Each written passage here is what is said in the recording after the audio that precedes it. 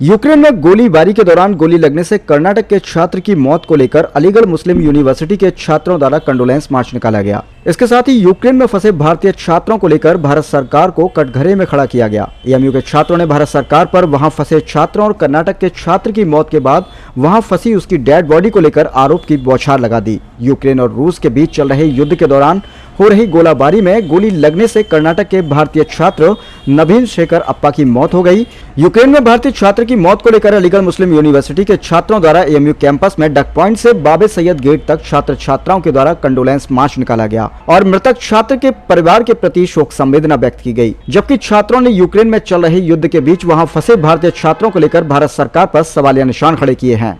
ऐसे में अलीगढ़ मुस्लिम यूनिवर्सिटी के छात्रों की मांग है कि यूक्रेन में फंसे भारतीय छात्र छात्राओं सहित छात्र नवीन शेखर अप्पा की डेड बॉडी को तत्काल भारत सरकार वहां से निकालकर हिंदुस्तान लाने का काम करे, क्योंकि नवीन शेखर अप्पा का परिवार बहुत दुख की घड़ी से गुजर रहा है। ऐसे में भारत सरकार को वहां फंसे छात्रों और मृतक छात्र के परिवार के लिए एक साथ खड़े रहना चाहिए। इसके साथ ही भारत सरकार को मृतक परिवार को दी जाने वाली सुविधा भी तत्काल प्रभाव से उपलब्ध कराई जानी चाहिए।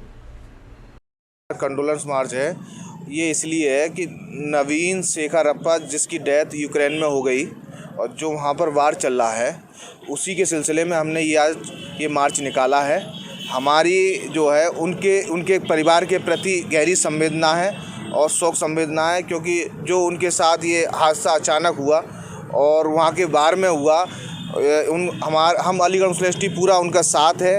और हम ये कहना चाहते हैं, मैसेज देना चाहते हैं अलीगढ़ मुस्लिम यूनिवर्सिटी से कि जो यूक्रेन में और जो है रसिया में जो वार चल रहा है, वहाँ पर जितने भी स्टूडेंट हैं उनको हिंदुस्तान की गवर्नमेंट ने उनके लिए कोई भी ऐसा कदम नहीं उठाया जिससे भी उनको यहाँ पर हिंदुस्तान लाया जा सके। सबसे पहला एग्जांपल मैं बता रहा हूँ, जैसे कि वहाँ पर जब से वार चल रहा है, वहाँ आपस में जो जंग चल रही है, वहाँ पर जितनी भी कंट्री के स्टूडेंट थे उन सबको बुला लिया गया। उन लोगों को पहले से पता था, लेकिन इंडियन गवर्नमेंट सो रही थी। इंडियन गवर्नमेंट यहाँ यूपी के इलेक्शन में बिजी थी, वहाँ हमारे एक स्टूडेंट की जान चली गई। जो हमें सोशल मीडिया हमने डिमांड की है कि उनको गवर्नमेंट जल्द से जल्द हिंदुस्तान लाने का काम करे। दूसरी बात, जो नवीन शेखर अप्पा की जो बॉडी है उसको यहाँ इंडिया लाने का काम करे, क्योंकि उनका परिवार बहुत ही दुख की घड़ी से जूझ रहा है।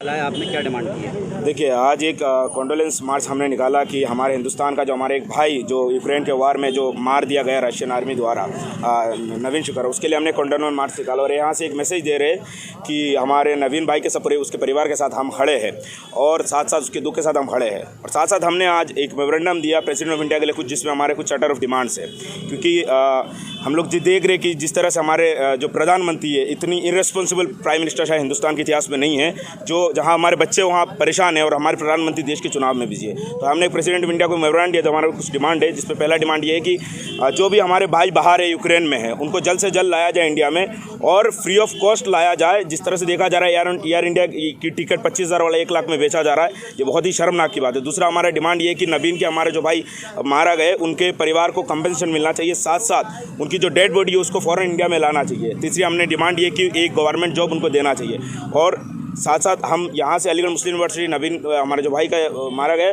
उस परिवार के साथ हम खड़े हैं, उसके दो के साथ खड़े हैं। एमयू आप यहाँ से एक यही मैसेज देना चाह रहे हैं।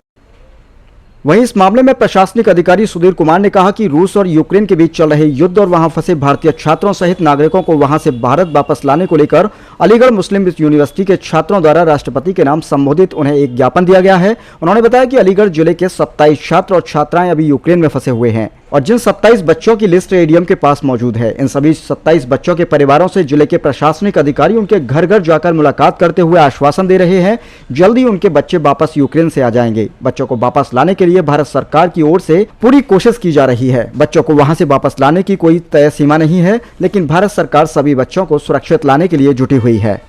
अलीगढ़ मुस्लिम यूनिवर्सिटी के छात्र नेताओं ने और कुछ छात्रों ने जो वर्तमान में रूस और यूक्रेन के मध्य विवाद और युद्ध चल रहा है, उसमें जो हमारे भारतीय छात्र और भारतीय नागरिक जो यूक्रेन में फंसे हुए हैं, उनको यथाशीघ्र लाने के लिए एक ज्ञापन माननीय राष्ट्रपति महोदय को संबोधित दिया है, जिसको यथाशीघ्र आवश्यक कार्रवाई के लिए वहाँ पहुँचाया जाएगा।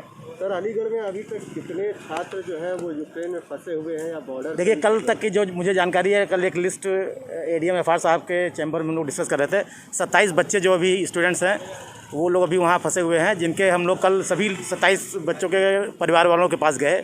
सभी की ड्यूटीज़ लगी थी, सब लोग गए, 4 परिवारों में हम भी गए। सबको सांत्वना दिया कि और सबको बताया कि केंद्र और राज्य सरकार दोनों जो है युद्ध स्तर पर सभी को लाने के लिए प्रयासरत हैं। 24 घंटे 48 घंटे में आ जाएंगे आप?